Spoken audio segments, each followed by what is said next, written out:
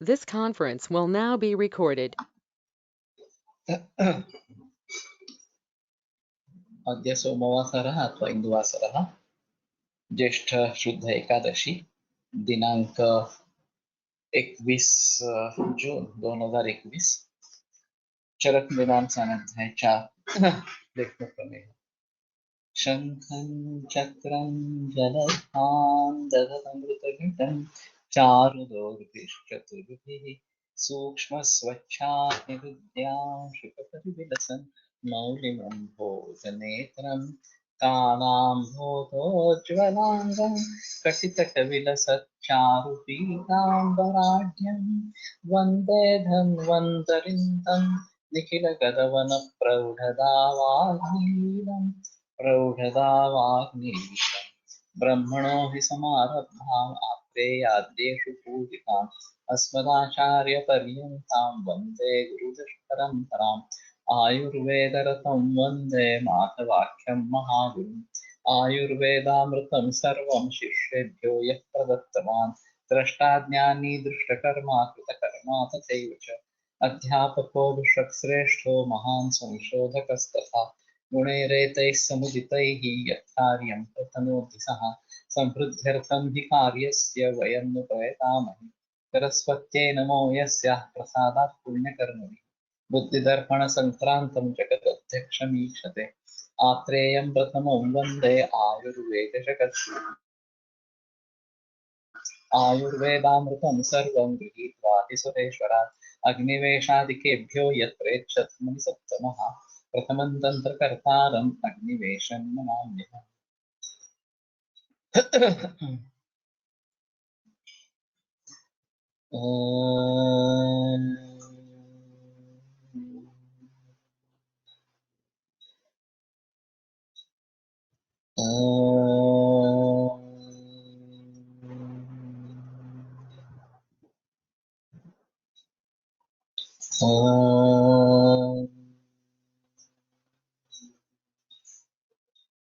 ओम शांति शांति शांति।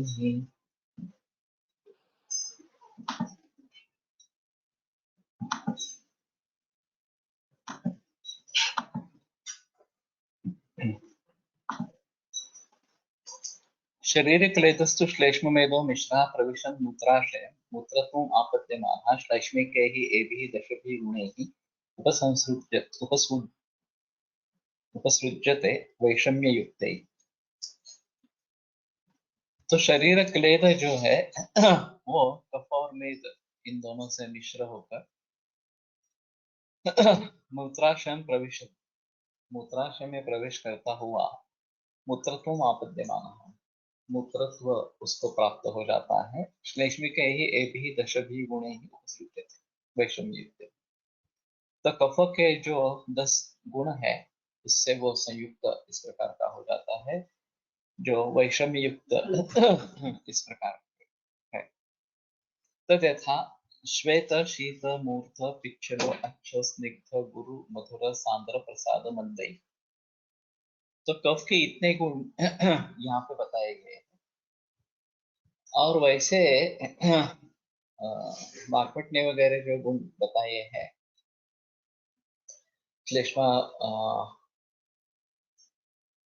चतुर्वृक्ष लघुशीतकर सूक्ष्म दिग्धशीत गुरुर मध्यश्लेष्णो मिस्मत् स्थिर कपा। इससे भी ये ज्यादा इस प्रकार के है और ये विकृति में आया है वास्तव में क्योंकि वैषम्य युक्त ही इस प्रकार से। तो फणसलकर सर का एक कहना था कि प्राकृत से प्राकृत जानना ये तो एक अहम मुद्दा है, इसमें कोई संदेह नहीं, लेकिन विकृति से भी प्राकृत का ज्ञान होता है और वो एक अलग इस प्रकार का ज्ञान होता है। जैसे अतिसार के अंत में यस्योच्चारं विना मूत्रं सम्यक् वायुः गच्छति वित्ताग्नेर लघुकोष्ठस्य पितस्तस्य उदरामया, ये सूत्र आता को पुरुष मोचन के बिना जिसका वायु और मूत्र निकलता है अग्निदीप्त है लघु कोष्ठ है उसका अतिसार शांत हो गया, इस प्रकार से समझना है।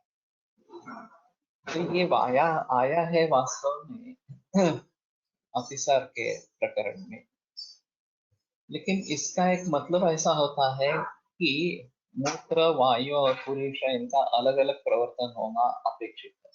जब पुरुष का प्रवर्तन होता है तो उसके साथ में वायु और मूत्र निकलते हैं, लेकिन जब जब वायु और मूत्र निकलते हैं तो उसके साथ में पुरुष का प्रवर्तन होना अपेक्षित इस प्रकार का है।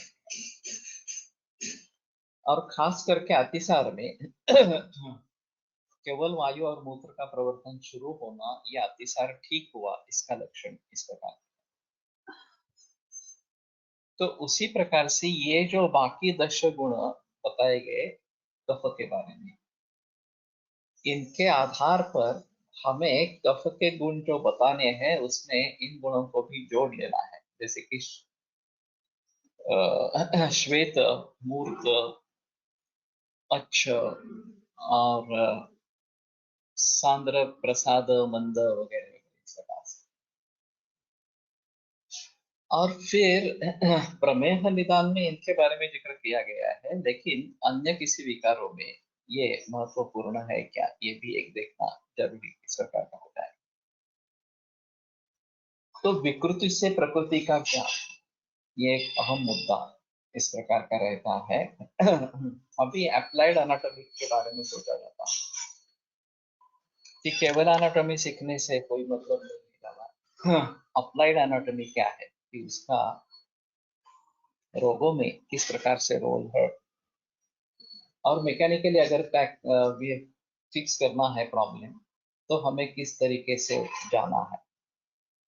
जैसे डायलिसिस है, किडनी ट्रांसप्लांट है वगैरह वगैरह।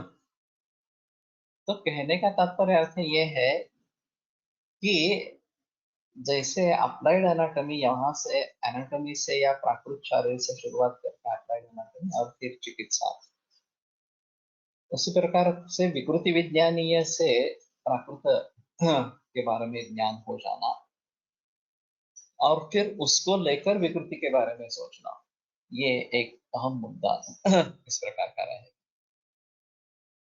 दूसरा ऐसा है शरीर क्लेदस्सु श्लेष्म वेदो मिश्रा प्रविशन मूत्राशय मूत्रत्वं वर्तमाना, ये जो बात बताई गई है कि शरीर क्लेद जो है वो कफ और मेद इनसे मिश्र होकर मूत्राशय में प्रवेश करता है। अब ये बड़ी समस्या ऐसी है कि हमारे यहाँ मूत्रोत्पत्ति का जो वर्णन है वो पक्वाशयगता तत्र नाद्यो मूत्र वहास्त्रिया वगैरह, पक्वाशय से सीधा मूत्र बनता है। अब मॉडर्न एनाटॉमी के अनुसार यूरिनरी एपरेटस तो अलग है, किडनी है, यूरेटर्स है, ब्लैडर है, और इनके जरिए मूत्र का निर्माण होता है। ये हमने शाला के लेवल से भी सीखना आरंभ कर दिया है। और सूक्ष्मत्वानोपलभ्यन्ते मुखान्यासम सहस्रशः, ये जो बात बताई गई है कि सूक्ष्म होने के कारण ये सहस्रशः मुख है पक्वाशय से बस्ती का पूर्ण करने के लिए, लेकिन वो दिखते नहीं है। तो अभी ये भी मालूम होता है कि जो लोग रात के खाना खाने के बाद ज्यादा पानी पीते हैं उनको बार बार यूरिनेशन के लिए जाना पड़ता है, नींद जो है वह खराब होती रहती है और फिर उससे स्वास्थ्य बिगड़ता रहता है। अगर हम इतना सुझाव देते हैं कि वैसे पानी कम ही पीना है प्रमेही को, लेकिन खास करके रात के भोजन के उपरांत पानी नहीं पीना है। जब पीना है तो बिल्कुल घूम दो, वो कितना ही पीना है, ज्यादा पानी पीना ही नहीं। तो पक्वाशय से सीधे ब्लैडर में आना ये जो है वो कम हो जाता है और राहत मिलती है मरीज को। अभी ये एक जगह, ये भी एक अनुभव है, प्रत्यक्ष अनुभव इस प्रकार का है। और दूसरी जगह आधुनिक एनाटॉमी के अनुसार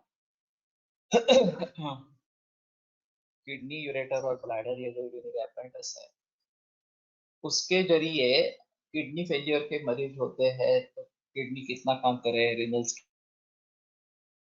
स्कैन करवा देंगे तो पता चलता है, और फिर डायलिसिस शुरू हो जाता है तो इनमें सिम्टोमेटिक रिलीफ आ जाता है वगैरह। ये भी बात सही है, ये भी प्रत्यक्ष प्रमाण है।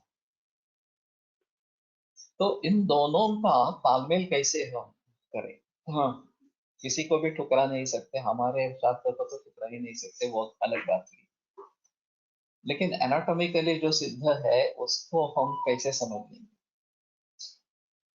तो मेरे ख्याल में सारकिट्ट विभाजन होकर द्रवकिट्ट से मूत्र बनना, ये हमारा शरीर है जो पक्वाशय में तैयार होता है, और वहां से अन्न का मल, द्रवमल, इस प्रकार से मूत्र निकलता रहता है। हाँ,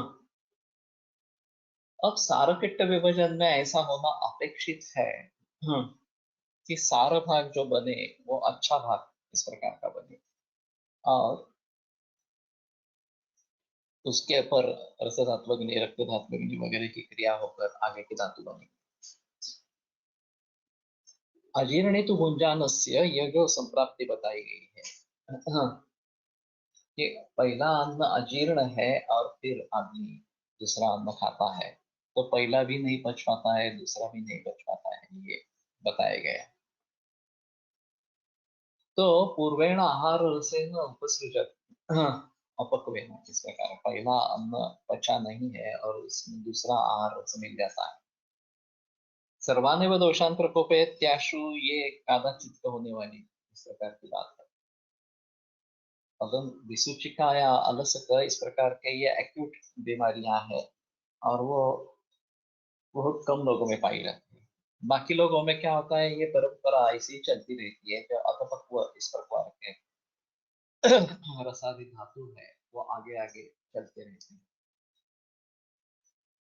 जब ये मेद के यहाँ आते हैं, मेद में परिवर्तन होता है, तो मेद एक मेद का, मेदहो स्रोतस् का मूल स्थान वृक्क, इस प्रकार का बताया गया। अब आधुनिक एनाटॉमी के जरिए इस वृक्क में अगर दोष आते हैं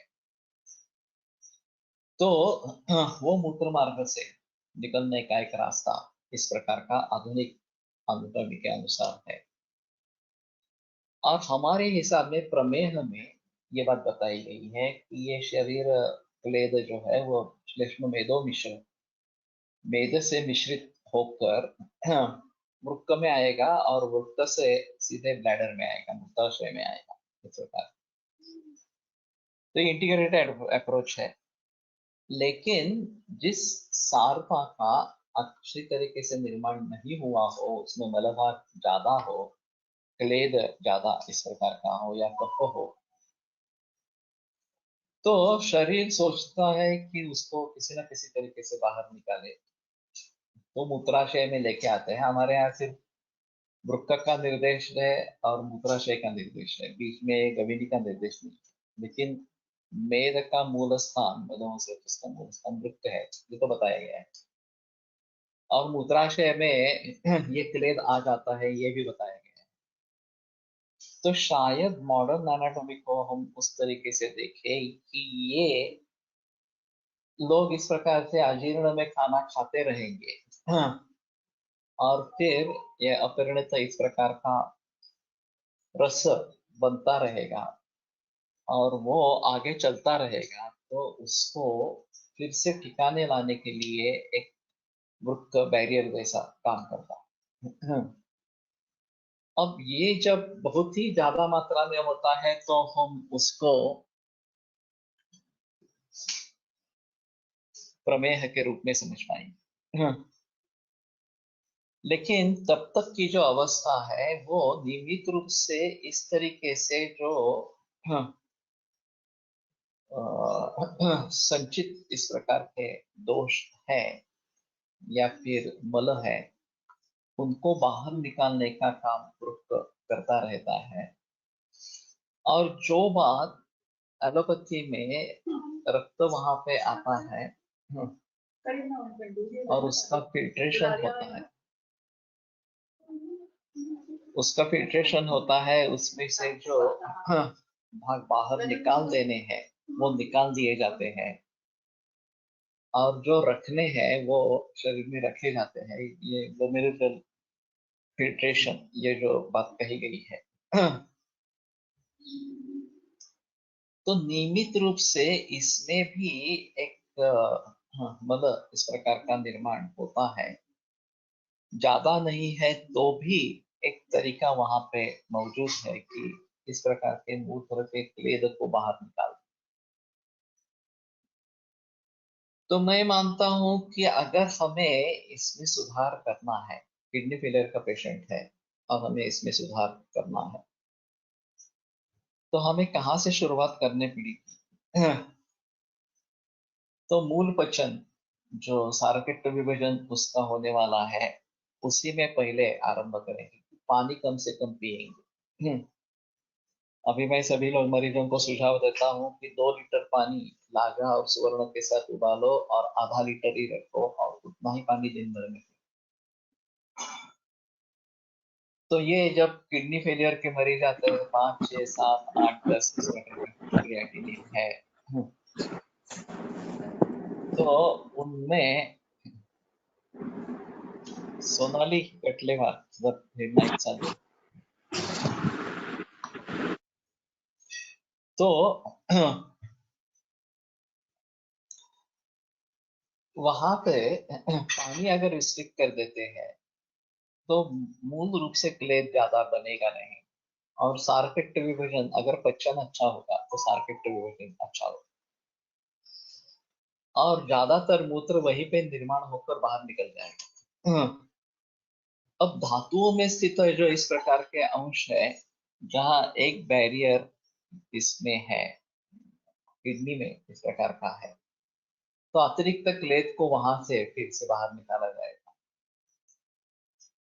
वैसे प्रमेह का एक कॉम्प्लिकेशन किडनी फेलियर है और हाइपरटेंशन का भी कॉम्प्लिकेशन किडनी फेलियर है, और व्यवहार में तीनों प्रकार के मरीज मिलते हैं। केवल डायबिटीज से डायबिटिक नेफ्रोपैथी, केवल हाइपरटेंसिव नेफ्रोपैथी, और दोनों की इकट्ठा नेफ्रोपैथी, इस प्रकार के मरीज मिलते हैं। हाइपरटेंशन वाले ज्यादा डिफिकल्ट होते हैं ट्रीट करने के लिए और दोनों है तो और भी ज्यादा डिफिकल्ट इस प्रकार के होते हैं। हाइपरटेंशन उसका एक अलग निदान है, आयुर्वेद की दृष्टि से उसके बारे में सोचना है, और मानसिक भाव काफी उसमें है, तो इसलिए हाइपरटेंशन ज्यादा तकलीफ वाला इस प्रकार का है। दूसरी बात जो कही गई है, विधिना श्वेतम जातम शुद्धम भवति देहिनाम देशकालोकशास्त्राणाम विधिज्ञस्सं प्रकाशितः। देश काल और औकसात्मिक का जो विधि बताया गया है, उस विधि से निर्माण होने वाला रक्त शुद्ध होता है। अभी इसका उल्लंघन करते हैं, देश काल साथ में वगैरह देखते नहीं है और कुछ भी खाना खाने लगते हैं इस प्रकार से, औकसात्मिक को भी देखते नहीं है, तो जो रक्त बनेगा वो शुद्ध नहीं बनेगा। तो शुद्ध होना चाहिए, वो शुद्ध नहीं बनेगा। और ऐसा अशुद्ध रक्त अगर किडनी में आता है तो किडनी को उसको फिल्टर करना और अशुद्धियां जो है वो निकाल देनी है। लेकिन किडनीज की एक कैपेसिटी है, हाँ, जो जन्म से हमें प्राप्त हुई है। वैसे परमेश्वर ने दो दो अवयव दिए हैं, किडनी दो है, नासापुट भी दो है, नेत्र दो है, इस प्रकार से। तो एक का कार्य रुक गया तो भी दूसरे से काम चलाते रहना चाहिए। और ये होता है। फिर भी अगर हम ज्यादा पानी पीकर प्लेट को बढ़ावा देकर किडनी के ऊपर ज्यादा बोझ डालेंगे, क्योंकि वो डाइजेस्टिव सिस्टम में भी क्लियर नहीं हो रहा, वहां से वो सीधा रस रक्त के जरिए मेद तक आ रहा है, और फिर उसको अगर वही क्लियर करना है तो ज्यादा बेहतर है, उससे आगे चला जाएगा वसा में है, मज्जा में है, ये तो और मुश्किल और असाध्य बताए गए हैं, क्योंकि वहां से शरीर को लेके आता है उनका मूत्र में, लेकिन ये अहम धातु इस प्रकार के है, ओजो में है इसके बारे में। हाँ, तो ये अगर बाहर इस प्रकार से निकलने लगेंगे तो काफी मुश्किल इस प्रकार के हो जाते हैं। तो अशुद्धियों को अलग करके उसमें से निकाल देना ये एक अहम कार्य किडनी के द्वारा किया जाता है, मेदोवस के मूल स्थान के रूप में। और वहां पे एक बैरियर रखा रखा गया है। फिर भी आप उसी तरीके से काम करते रहते हैं, तो पानी ज्यादा पीते हैं, दही खाते हैं, अचार खाते हैं, या फिर चिंता वगैरह बातें होती है, तो ये परंपरा चलती ही रहती है। और फिर वो काम करना कम कर देता है, किडनी जो है वो काम करना कम कर देता है, तो सूजन बढ़ने लगती है शरीर में। पित्तरक्त कफान वायुर दुष्टो दुष्टान बहिस्थिरः नित्वारुद्धगतिस्थिरैः क्रियात्मक मांस संशयम्, ये जो शोध की संप्राप्ति बताई गई। तो पित्त, रक्त और कफ इनको बहिस्थिरा लेके जाता है वायु। और फिर ये शोथ की संप्राप्ति जब शुरू होती है तो एलोपैथी में फिर डायबिटिक्स का प्रयोग किया जाता है कि फोर्सफुली किडनी से काम करवाना है। कैसे काम नहीं करते देखते हैं इस प्रकार से, क्लासिक्स वगैरह डायटा इस प्रकार की दवा दी जाती है। ये देने से किडनी काम तो करती है कुछ हद तक लेकिन थक जाती है। और फिर स्थिति ऐसी आती है कि ये देने से भी कुछ नहीं होता, सांस फूलने लगती है, एनीमिया डेवलप होने लगता है। और फिर ये डिक्लेयर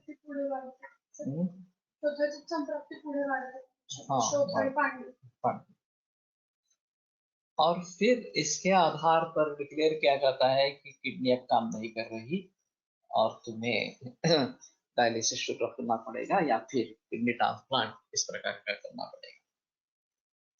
ये दोनों मैकेनिकल उत्तर है, ये तो ट्रीटमेंट है ही नहीं, लेकिन एलोपैथी उसको ट्रीटमेंट मानती है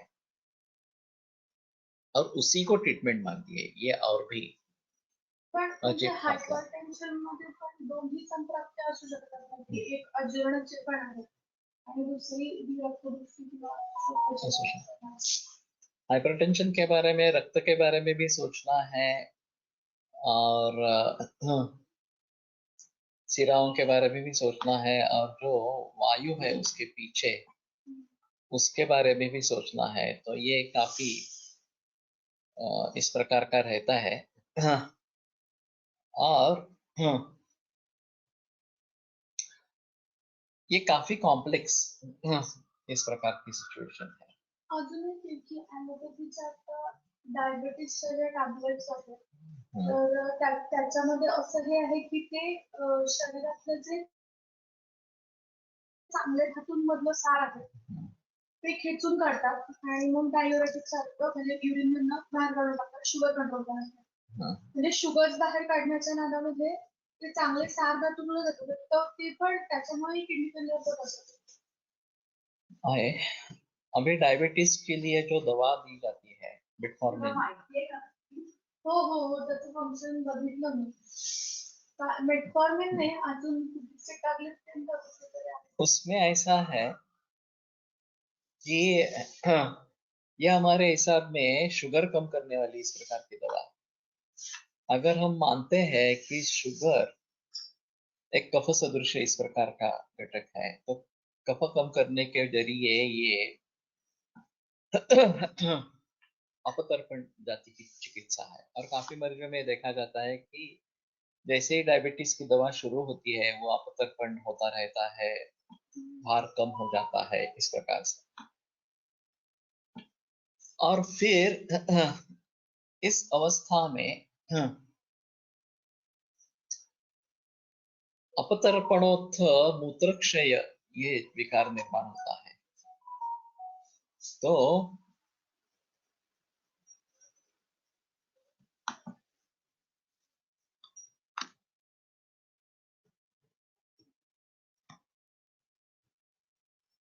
मज्जा वगैरह में किडनी सार पित्त का विभाजन सही तरह से नहीं कर रही। सार भाग तो कभी लार्वा को भी बाहर निकाल रहे। तो डायलिसिस में हमारे हिसाब वाले धातु बाहर नहीं जाएंगे तो कैसे समझेंगे? मज्जा में मैं समझा नहीं एक्चुअली क्वेश्चन।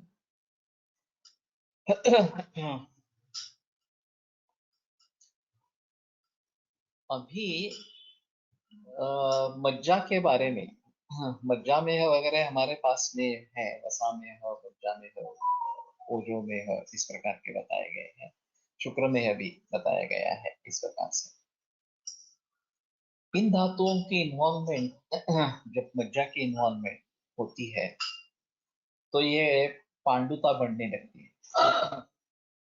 वो स्पष्ट रूप में वहां पे दिखेगी नहीं, क्योंकि साक्षात मज्जा धातु बाहर नहीं निकल रहा है।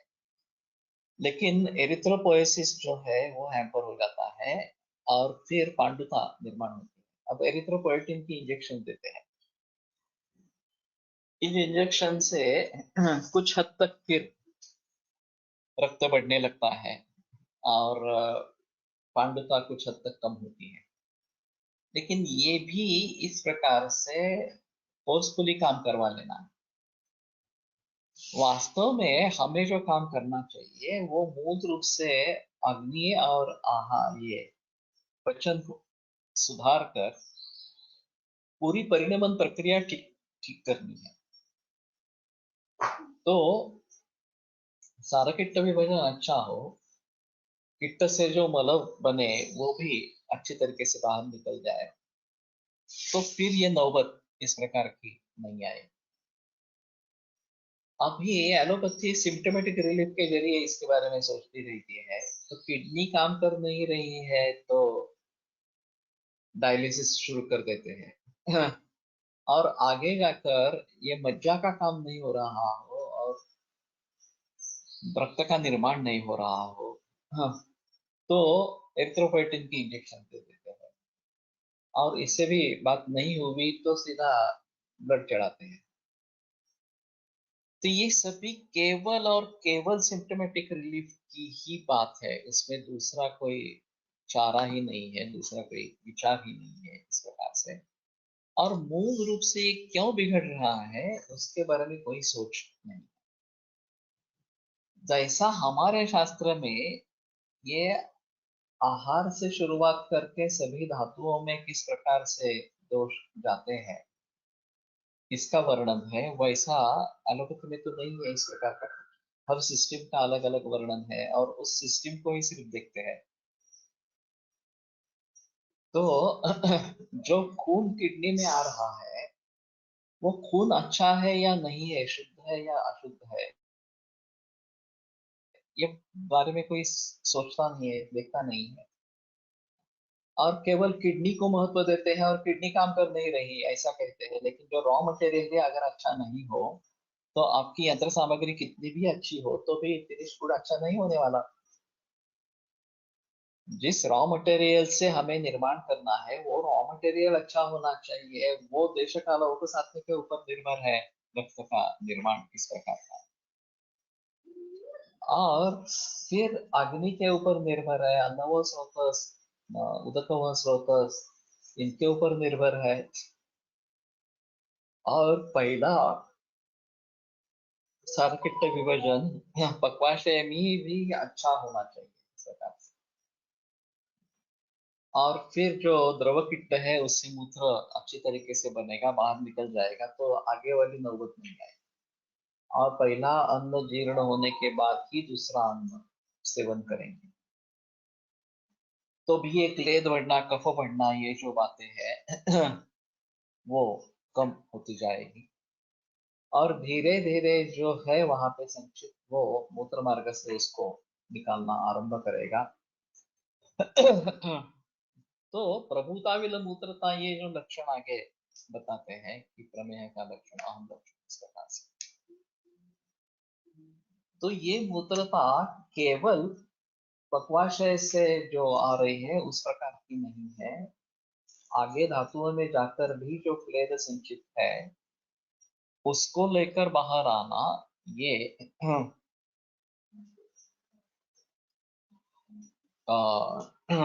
उसका एक अहम उपयोग इस प्रकार का है.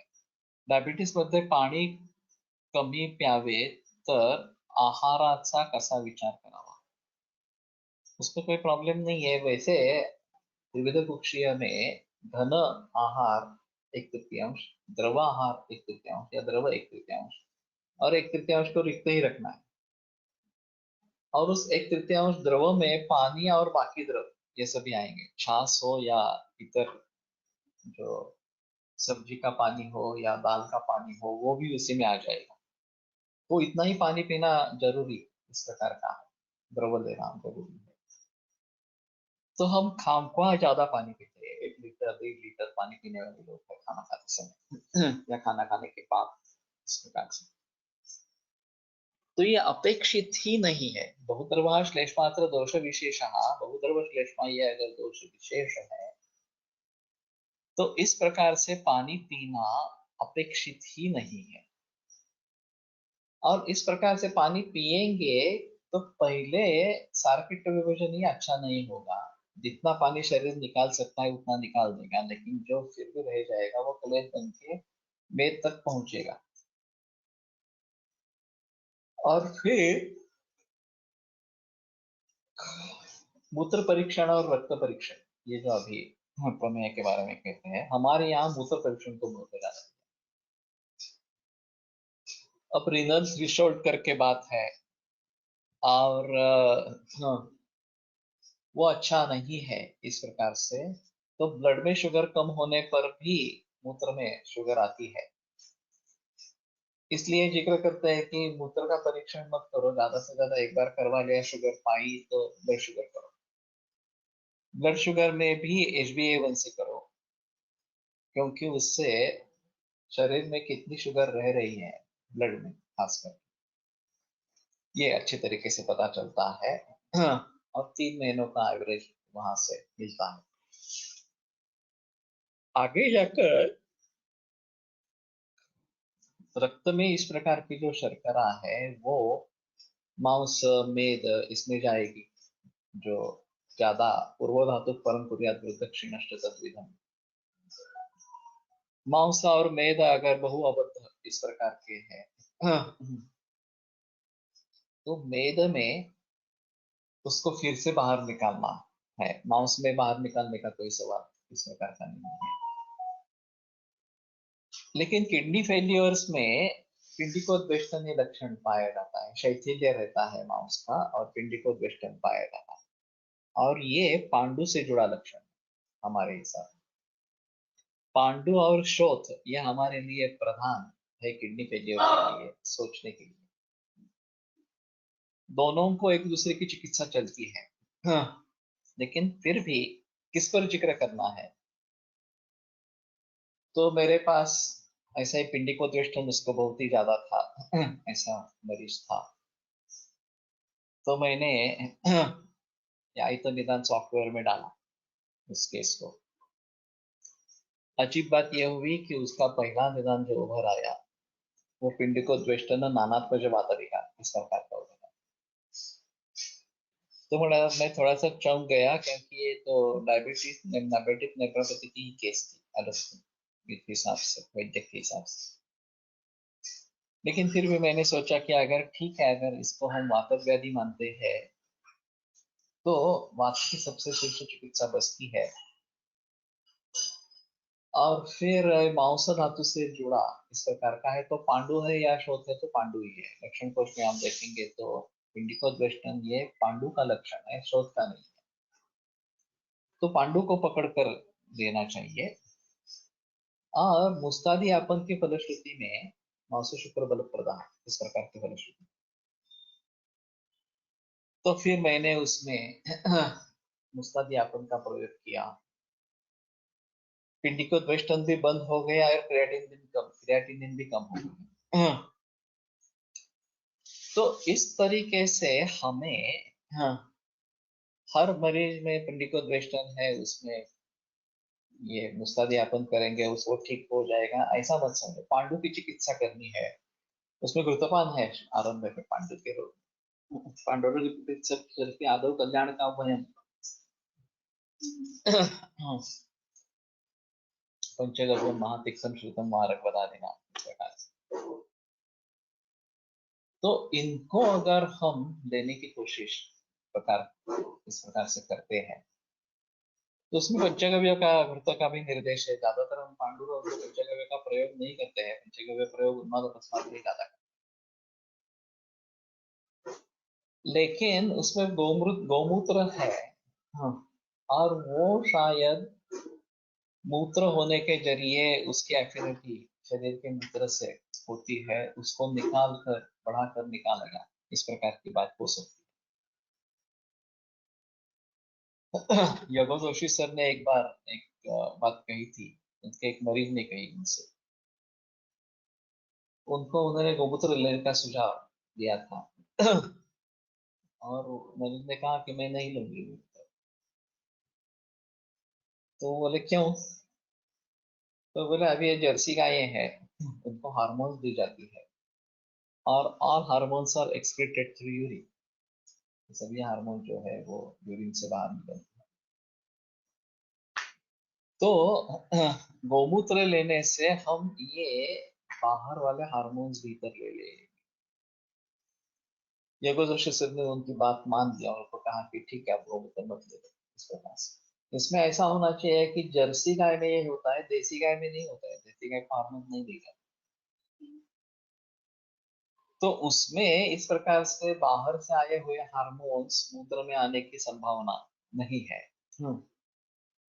और मूत्र के जो गुण हैं वो इसमें मिलेंगे। और इस प्रकार के शरीर के प्लेग को शुद्ध करने का काम वो मूत्र करेगा। तो पंचगव्य गुरुत्व एक अनूठा कॉम्बिनेशन इस प्रकार का है।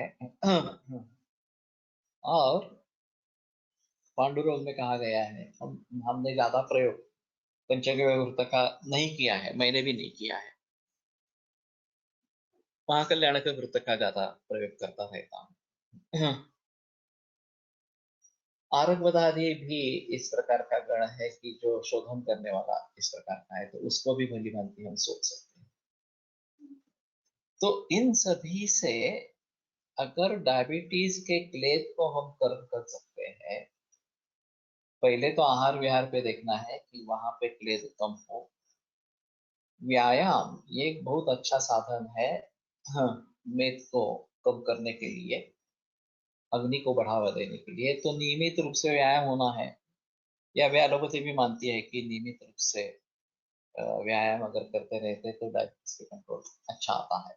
संक्रमण के बारे में बताते हैं, ब्रिस्क वॉकिंग इस प्रकार से। तो ऐसा करने से ये जो प्लेग है उसका पाचन होने लगता है। फिर व्यायाम करते हैं, स्वेदन आता है, स्वेद होता है, तो स्वेद के जरिए भी प्लेग निकल जाता है। वैसे स्वेद का कार्य क्लेद विधृति है और मूत्र का कार्य क्लेद निकालना इस प्रकार का है। तो all hormones are proteins, so upon hormones orally घेतले तर ते डायजेस्ट होतात। लेकिन हार्मोन्स को डायजेस्ट क्यों करना है? वास्तव में हार्मोन्स लेने ही नहीं है, जो सिंथेटिक हार्मोन्स है। नेचुरल जो हार्मोन्स जाते रहेंगे आहार के स्वरूप में, उसमें कोई प्रॉब्लम वाली बात नहीं।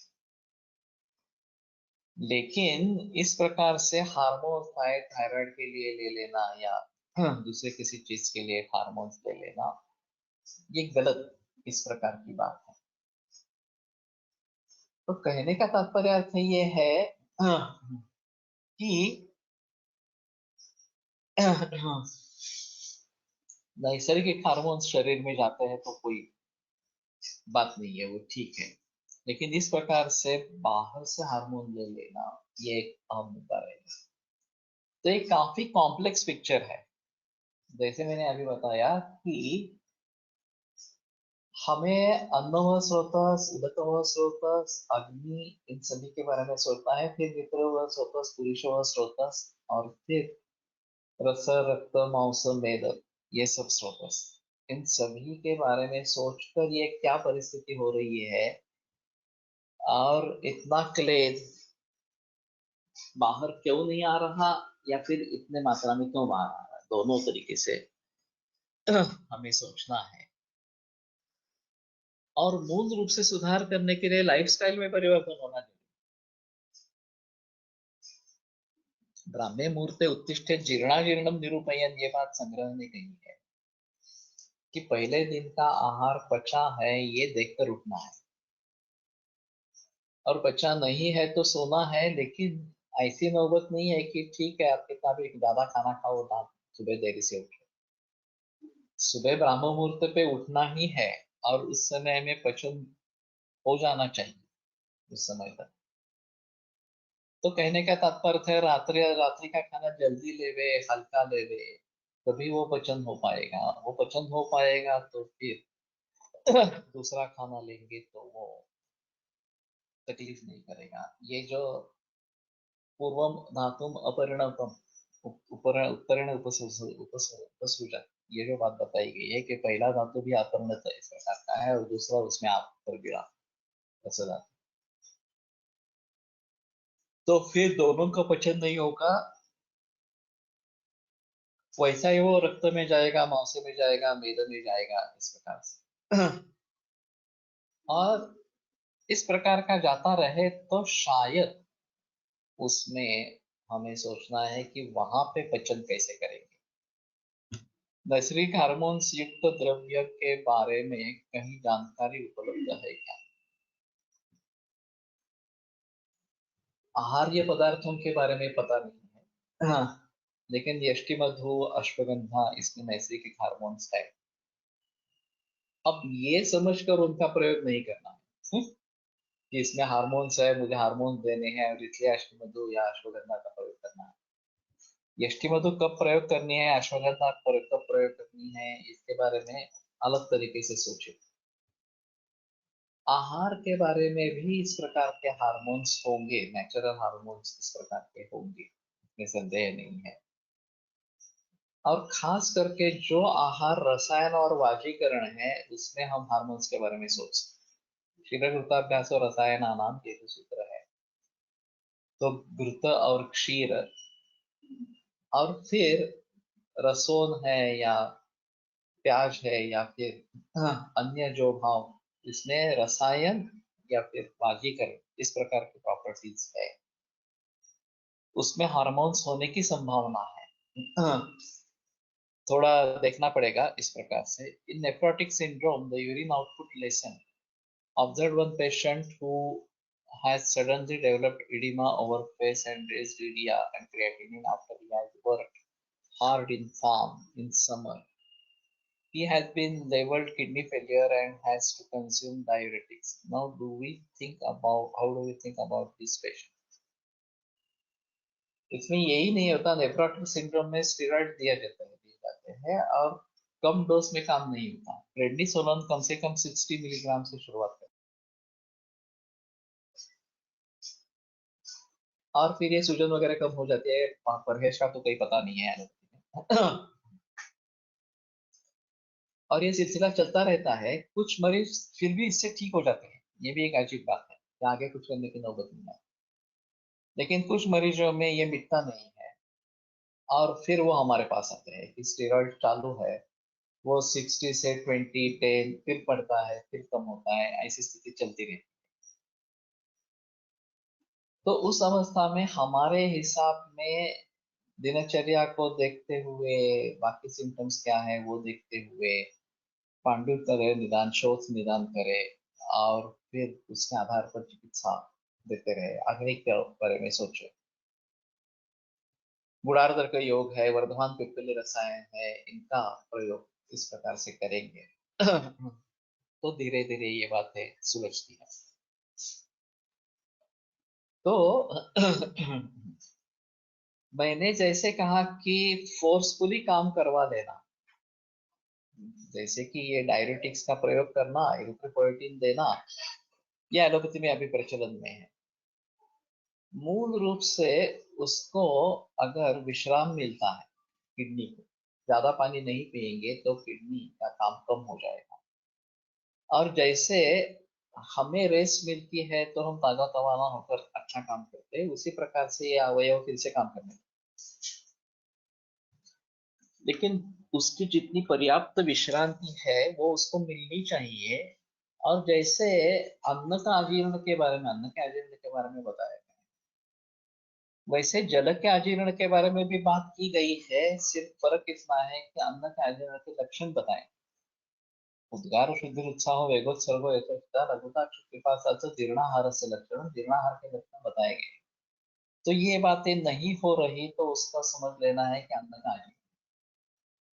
उसी प्रकार से पानी का भी अजीर्ण होता है। पानीयम नुत पानीयम, पानी अन्य प्रदेश अजीर्ण, अन्य प्रदेश से वाणिज्य अजीर्णे सती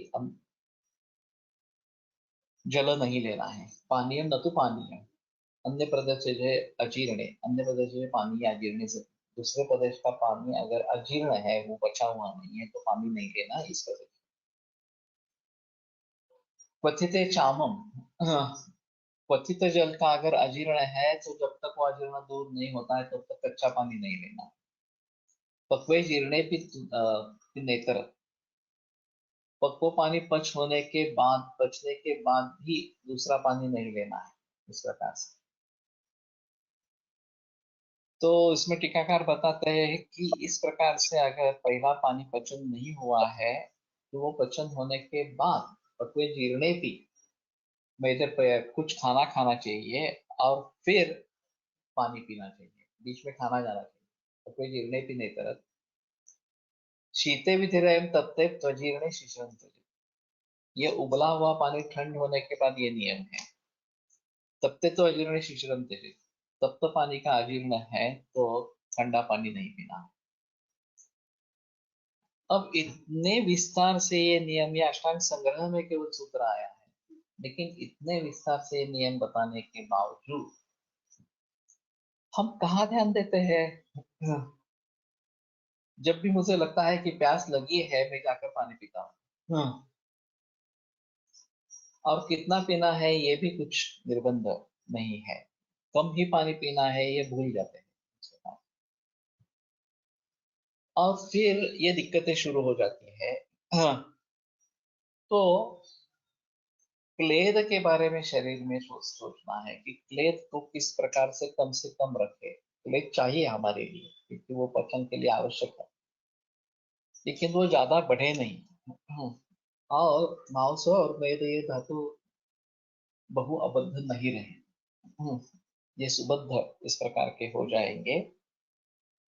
तो ये बात बनती है कि हाँ, अच्छी तरीके से खाना पच जाएगा, क्लेद ज्यादा निर्माण इस प्रकार का नहीं होगा और समसंवहन इस प्रकार की स्थिति प्राप्त हो। तो कहने का तात्पर्य अर्थ ये है कि आधुनिक विज्ञान खास करके एनाटॉमी के आधार पर, सिस्टम के आधार पर जो बताता है वो आधा अधूरा है, उसमें कारणों का जिक्र नहीं है। और सिर्फ उसी को मानकर चलते हैं तो काफी मुसीबत इस प्रकार की होगी। उसके मुकाबले में हमारे ग्रंथों में जो वर्णन है, चाहे हम उस पर विश्वास नहीं कर पाएंगे कि पक्वाशय गतास्तत्र नाड्यो मूत्र वास्तु या वगैरह की बात बताई गई है, वो एनाटॉमिकली दिख नहीं रहा तो उसको विश्वास कैसे करेंगे, या ऐसी स्थिति हो सकती है। लेकिन हमारे शास्त्र के ऊपर, शास्त्र शब्द प्रमाण पर विश्वास होना चाहिए। तो पहली शुरुआत हमें आहार के पचन से करनी है। आहार और द्रव जल का पचन जो है वो अगर इस प्रकार का अच्छा हो जाएगा तो डायबिटीज, किडनी फेलियर, इन सभी में हम भली भांति काम कर पाएंगे। और ये आगे भी चला जाता है, मज्जा तक वगैरह भी चला जाता है। एरिथ्रोपोएटिन ये जो हैपर हो जाता है, बाहर से इंजेक्शन डलवाते हैं और फिर ये थोड़ा थोड़ा कार्य सुधरता है। सर कभी कभी पित्त से या उष्ण गुण से भी क्लेद की वृद्धि शुरुआत में हो सकती है ना, इसके साथ में कफ होना जरूरी है, केवल पित्त से नहीं हो। एक अभी कफ प्रमेह के बारे में बता रहे हैं, बाद में पित्त प्रमेह और वात प्रमेह के बारे में भी बताएंगे। क्लेद बहुल होना, बहुल अवध मांस होना, ये दोनों में, ये तीनों में कॉमन इस प्रकार। सिर्फ इतना ही है इसमें कि कफज में यह साध्य है अगर आनुवंशिकता नहीं है तो। पित्तज और वातज प्रमेह है, पित्तज कष्ट साध्य और वातज तो असाध्य इस प्रकार के होता है। तो इन सभी बातों को ध्यान में रखते हुए अब का भारत अब डायबिटीज का हब है और सबसे ज्यादा डायबिटीज के मरीज भारत में है, और एलोपैथी के द्वारा शुगर पर ज्यादा से ज्यादा नियंत्रण पाया जाता है, और उस शुगर बढ़ने से होने वाले जो दुष्परिणाम है वो टलते हैं। लेकिन फिर भी नेफ्रोपैथी, रेटिनोपैथी, न्यूरोपैथी ये होते ही है, और उसके लिए एलोपैथी में कुछ चारा नहीं है। रेटिनोपैथी हो गई, लेजर ट्रीटमेंट करेंगे, नेफ्रोपैथी हो गई, डायलिसिस या किडनी ट्रांसप्लांट करेंगे, न्यूरोपैथी के लिए तो कुछ नहीं है इस प्रकार से। ये बड़ा अजीब माहौल है। हमें मूल रूप से अगर इसकी चिकित्सा करनी है तो पचन से ही आरंभ करना जरूरी है, डाइजेस्टिव सिस्टम से आरंभ करना जरूरी है। तो एक बार हमारा जो लाइफस्टाइल वगैरह हमने जो अभी फॉर्म पेशेंट का प्रोफार्मा भरवा लिया, उसके आधार पर उससे उसको किस किस चीजों में परिवर्तन लाना है ये बताना आवश्यक होगा, और फिर दवाइयों का प्रयोग करना है। जहाँ पे शोधन कर सकते हैं वहां पे शोधन करना है इस प्रकार से, और फिर ये धीरे धीरे बातें बदलेगी, क्योंकि ये धातु स्थित इस प्रकार की बातें हैं। केवल दोष के स्तर पर ये नहीं रही बात, धातुओं के भी इन्वॉल्वमेंट इसमें हो गई है, तो ये काफी मुश्किल मामला इस प्रकार का होता है, और आसान नहीं है किडनी फेलियर की ट्रीटमेंट करना। क्योंकि जैसे मैंने कहा ये बहुत डीप रूटेड है, संप्राप्ति जो है बहुत डीप रूटेड है, और भली भांति उसको समझकर धीरे धीरे उसको रिवर्स करना और पूरी तरीके से मरीज को ठीक करना ये काफी मुश्किल इस प्रकार का होता है। फिर भी सफलता पा सकते हैं, ऐसी स्थिति नहीं है कि सफलता मिलती नहीं है, सफलता पा सकते हैं। शुरू में तो केवल मेंटेन भी हो जाएंगे तो भी ठीक है। मेरे पास एक मरीज आया था, पूरे बदन पे सूजन थी, क्रिएटिनिन 20 था और यूरिया 500 था, और उसका कहना था कि उसको डायलिसिस में जाना ही नहीं है। तो मैंने कहा ठीक है, मृत्यु का भय है, हार्ट अटैक होने की संभावना है, उसके लिए अगर तैयार हो कि मृत्यु हो जाए तो भी ठीक है, तो कोई प्रॉब्लम नहीं है, तो फिर ट्रीटमेंट करेंगे। अगर मृत्यु का भय है तो तुरंत डायलिसिस शुरू करो। तो उसने कहा नहीं, मैं मर जाऊंगा तो भी चलेगा, लेकिन मुझे डायलिसिस नहीं करना। हाँ ठीक है, दूध पे रखा, 2-3 दिन में सूजन उतर गई, जो सांस की तकलीफ रहती थी वो भी बंद हो गई। ये सिलसिला अच्छा रहा, 6 महीने तक कुछ प्रॉब्लम नहीं आया इस प्रकार से। क्रिएटिनिन एरिया बढ़े भी नहीं और कम भी नहीं हुए, वैसे ही रहे 20 और 500 इस प्रकार से। लेकिन पेशेंट जिंदा था, सब काम कर रहा था। फिर 6 महीने के बाद वो बोला कि नहीं अब मैं तंग आ चुका हूँ, डायलिसिस शुरू करना चाहता हूँ। मैंने कहा ठीक है करो। Serum potassium sodium level increase and decrease होणे याचा विचार क्लेद पाचन असा करावा का। इसमें काफी अलग अलग मुद्दे हैं। Potassium, sodium, uric acid, phosphorus, ये अहम मुद्दे हैं। सिस्टेटिन सी करके एक परीक्षण है जो एडवांस परीक्षण है, ज्यादा लोग बताते नहीं है। योगेश बिंडाड़े बताता था तो मैंने भी बताना आरंभ किया। तो केवल क्रिएटिनिन वगैरह सब करने से ये सिस्टेटिन सी भी करवा लेंगे तो ज्यादा अच्छा इस प्रकार का रहेगा। अब इन सभी के बारे में कैसे सोचना है, ये एक अलग मुद्दा है। मैं सुझाव देता हूँ कि आप गूगल में सर्च करो पोटेशियम किस चीज से बढ़ता है वगैरह वगैरह। नारियल का पानी पोटेशियम का एक बड़ा सोर्स है, और इसलिए नारियल का पानी पूरा कॉन्ट्राइंडिकेटेड किडनी फेलियर में है, तो इससे पोटेशियम बढ़कर यह प्रॉब्लम बढ़ जाती है। और नारियल का पानी पीने के लिए कहेंगे तो लोग शहाड़ा लेते हैं, टेंडर कोकोनट, और उसमें ये पोटेशियम का प्रमाण बहुत ज्यादा इस प्रकार का। वैसे नारिकेल जल जो है वो हमारे इस बार अस्थि शुद्धि कर बताया गया है, लेकिन ये पके हुए नारियल का पानी कम निकलता है, तो उसके गुणधर्म है क्या, इसके बारे में थोड़ा सोचना चाहिए। और कदाचित कभी ये शहाड़ खाएंगे पानी पिएंगे तो ठीक है, उसमें कोई प्रॉब्लम नहीं है। बार बार करते रहेंगे तो भी थोड़ी मुश्किल इस प्रकार की होगी।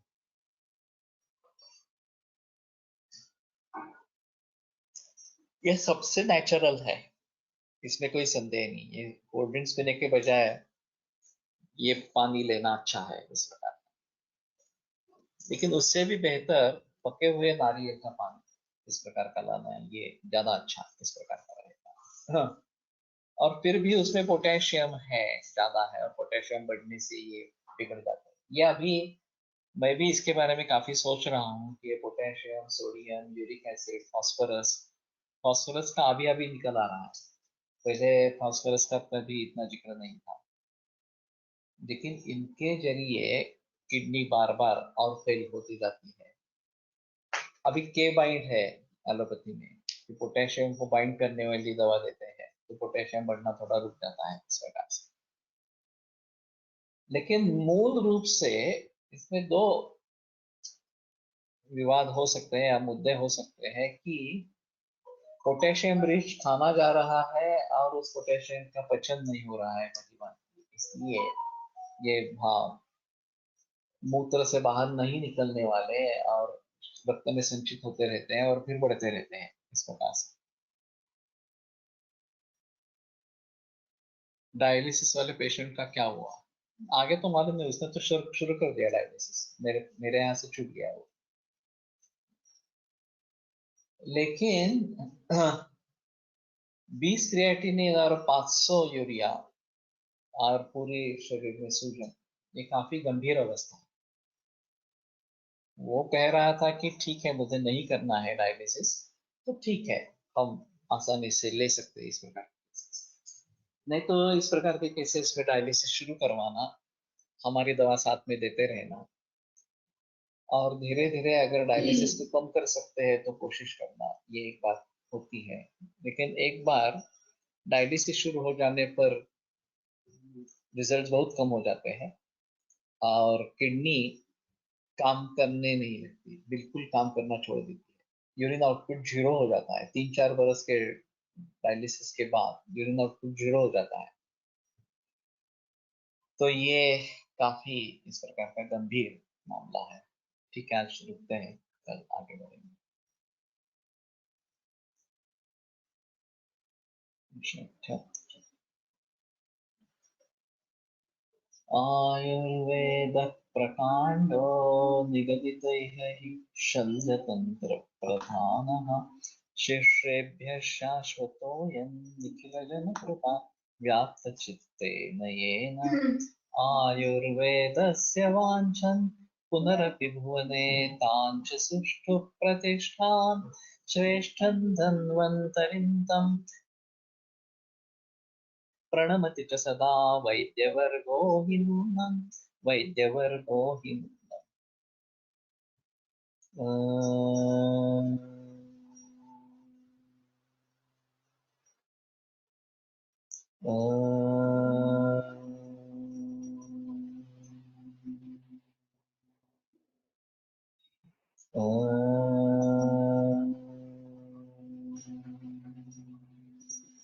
ओम शांति शांति शांति। Patients are not allowed to take liquids during dialysis. We recommend milk. How do we deal with such condition? कल मुझे याद दिलाना, मैं बता दूंगा। दूध अन्न है, पानी नहीं है, तो उसका पचन अन्न और स्रोतस में होता है, तो ये पानी में नहीं गिनना है, लेकिन मैं कल शायद ज्यादा